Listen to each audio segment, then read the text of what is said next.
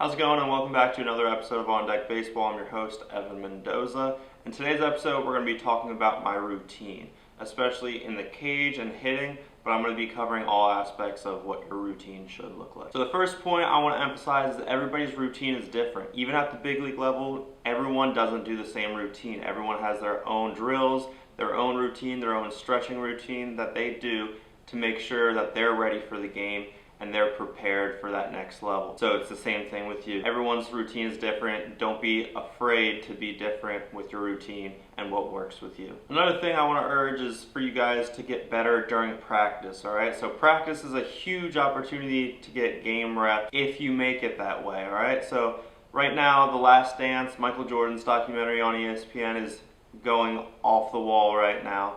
And one of the things that I took away from that is during practice, Michael Jordan was the biggest competitor. He wanted to win.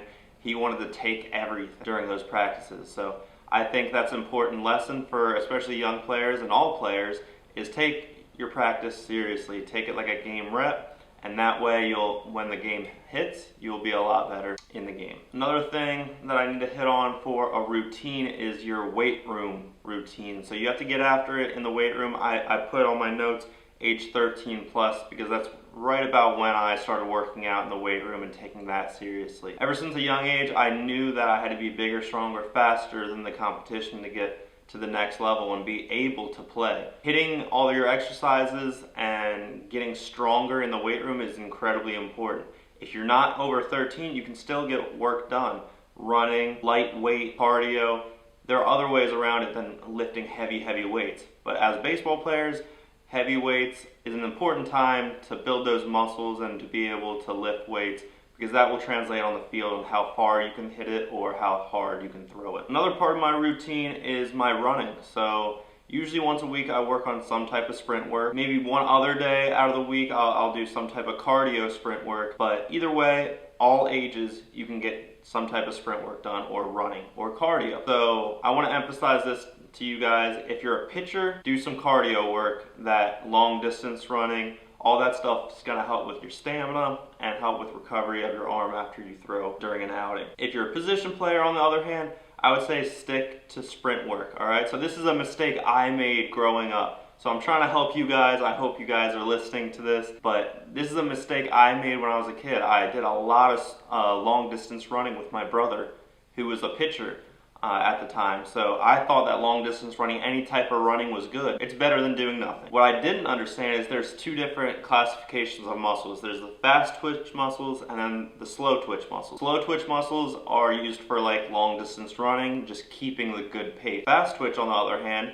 you can ask like Usain Bolt. It's for sprinting. It's for high intensity, explosiveness, and being a position player now in pro baseball, I wish I did a lot more sprint work from an earlier age. I think that would help me translate my speed into the game a lot better. But hey, you can't go back on it now, so that's why I work constantly and have a great routine to do some type of sprint work. So this is going to be where I detail most of my hitting routine and my overall routine for you guys. This is the juicy part. So for my hitting program, I like to start with doing side flips. I think this is a good opportunity to be able to hit the ball where you're supposed to and not try to do too much. Obviously, first things first, you want to get loose. So I like taking some dry hack. I have a thing called the Super Speed Sluggers. It's basically just a weighted bat and an underweight bat. It helps with just hand quickness and getting loose. I like to do that before any swings I take. Like I said, I like doing side flip. Then I transition into front flip where I'm just working on going oppo and up the middle. And then I'd like to do overhand darts. That's what I like to call them, which is basically the same distance from front toss, but you're throwing it overhand. So I get to get that look like it's a pitcher coming from their motion and delivering the ball, but it's a short distance and you're not throwing it too hard, but that way it's getting closer to game like rep. So for darts, I like to think about driving it to the gaps and thinking about runner on third, infield in. That will provide the best opportunity for me to drive the ball far to the outfield, which is what I like to try working on. And then the last thing I like to do is hit off the machine. So every day I usually hit either fastball or slider during my hitting routine, and then I give lessons to two kids that I live with, and whatever I did earlier in the day, we'll do the opposite with them. So that way I'm covering slider or curveball and fastball every single day. That way I'm getting better. As far as my fielding program, I like to work a lot with racquetballs and tennis balls. The reasoning for racquetball and tennis balls are because they're much harder to field properly. Racquetball especially, if you don't field it with two hands and in the perfect way, it's most likely going to pop out of your hand and the result will be shown. As far as ground ball routine, it literally takes nobody to get work in for ground balls. A wall, and that's all you need. Literally a wall, and just throw it against the wall. Work in backhands, work in picks, work in two-handed pick, all these different scenarios that you can start with off your knees and then transition, move your feet around, work your feet, get around the ball. All those things are important.